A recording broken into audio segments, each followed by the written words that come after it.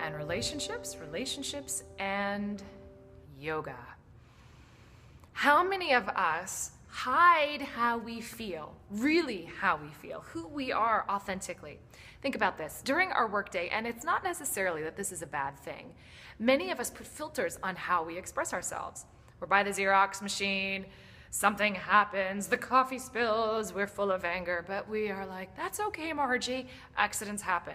Now, this isn't, as I said, it's not a bad idea to edit ourselves in the everyday world.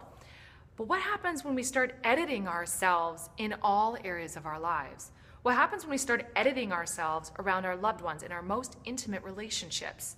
When we become polite, when we become inauthentic to who we really are. We practice being inauthentic because our feelings or how things really are feel scary or threatening or impolite. Now, it's not a problem to edit ourselves out there in the world, to have diplomacy and tact and to be accountable for our reactions. This is a good thing, so don't get me wrong. But what happens is that when we start to constantly filter how we are, sometimes we forget how to be authentic to ourselves.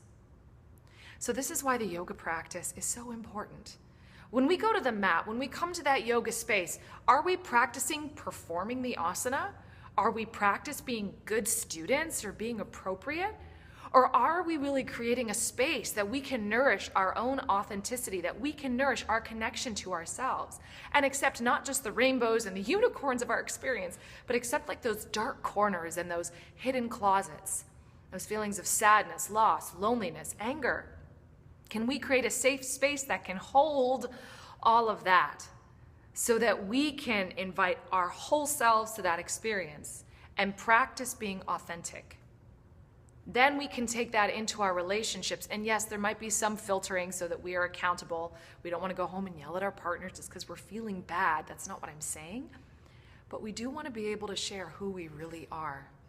My friends, that takes a huge deal of courage to be able to share with our partner, again, not just the rainbows and the unicorns of life, to be able to share like, wow, I have this dark troll-like feeling inside of me and it's true. We don't need to act on it. We don't need to fix it, but let me share who I really am.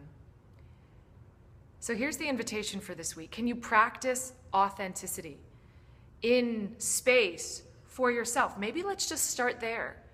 Can we really look at the hard stuff? Take it all in. And then when it's safe and appropriate, can we also share who we really are, that authenticity with our partner in service of greater connection and service of greater intimacy, rather than the happy mask? That's the thought for now. See you on the mat.